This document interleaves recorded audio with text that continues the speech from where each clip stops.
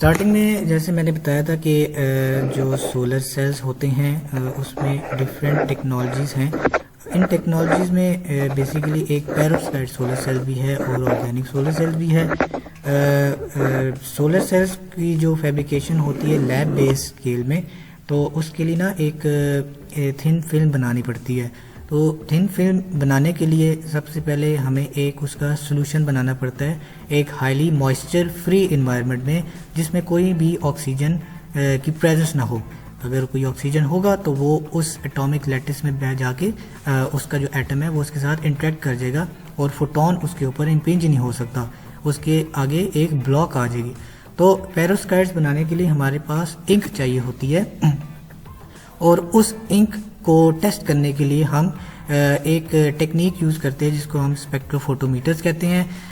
ये टेक्निक हमें ये बताती है कि हम कौन सी स्पेसिफिक वेवलेंथ को पास करवाएंगे, कौन सी स्पेसिफिक वेवलेंथ को एब्जॉर्ब कराएंगे, और हमें ये भी पता चल जाता है कि हम जब यूवी स्पेक्ट्रम में इसको यूटिलाइज करेंगे कौन सी ट्रांसमिट होगी, कौन सी एब्जॉर्ब होगी और उसकी फ्रीक्वेंसी और बहुत सारी चीज़ें इसमें बता सकते हैं। ठीक है, तो इसका हमारे पास जो स्ट्रक्चर होता है वो हमारे पास एक लाइट सोर्स होती है, एक मोनोक्रोमेटर होता है जो मैं अभी आपको बताता हूँ स्लाइड, एक सैंपल होल्डर होता है जिसमें हम अपनी थिन फिल्म्स को या थिन फिल्म्स के सॉल्यूशन को रख रहे होते हैं, और साथ ही हमारे पास डाटा डिस्प्ले और प्रोसेसिंग यूनिट होता है जिसको हम जिसके अगेंस्ट हम रीड कर रहे होते हैं कि इसमें एब्जॉर्प्शन और ट्रांसमिशन वगैरह कितनी है।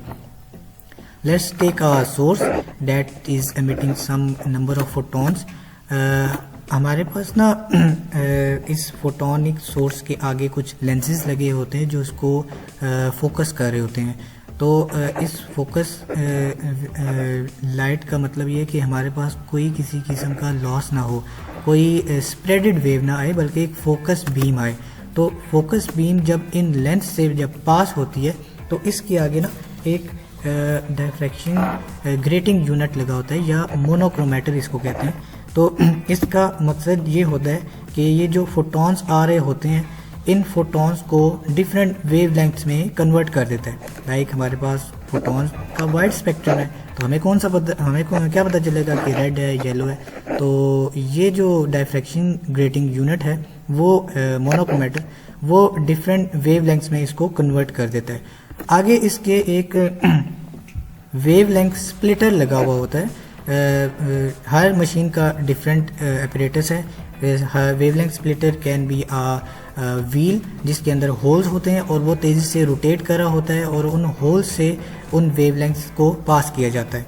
तो हम इसको स्पेसिफाई करते हैं कि इस स्प्लिटर के साथ हम किस वेवलेंथ को पास करेंगे। लेट्स से कि हम इस स्प्लिटर से रेड वेवलेंथ को पास कर रहे हैं, तो रेड वेवलेंथ जब इससे पास होगी तो यहाँ पर हमारे पास डिफरेंट रिफ्लेक्टिव मिरर्स लगे हुए होते हैं। तो लेट्स से यहाँ से रेड वेवलेंथ जब पास हुई है तो वो इस सैंपल होल्डर यानी हमारे पास जो थिन फिल्म्स का जो सोल्यूशन है जो कि आपको टॉप लेफ्ट कॉर्नर पर नज़र आ रहा है वो इसके साथ इंटरेक्ट करता है। ठीक है, it can be red light, it can be yellow light, लेकिन हम फॉर एन एग्जांपल हम यहाँ पर रेड लाइट को ले रहे हैं। ठीक है, तो रेड लाइट जब इसके साथ इंटरेक्ट करेगी तो इसके नतीजे में हमें पता चलेगा कि इस पेरोव्स्काइट या कोई भी सोलर सेल की जो थिन फिल्म जो बनने लगी है उसके सोल्यूशन ने कितने वेवलेंथ के साथ इंटरेक्ट करके न्यू फोटॉन्स को जनरेट किया, और हमें इससे पता चलेगा कि कितना एब्जॉर्ब किया है, कितना ट्रांसमिट किया है और कितना इसने रिफ्लेक्ट किया और कितना रिफ्लेक्ट किया है। तो ये एक एब्जॉर्प्शन स्पेक्ट्रा देता है।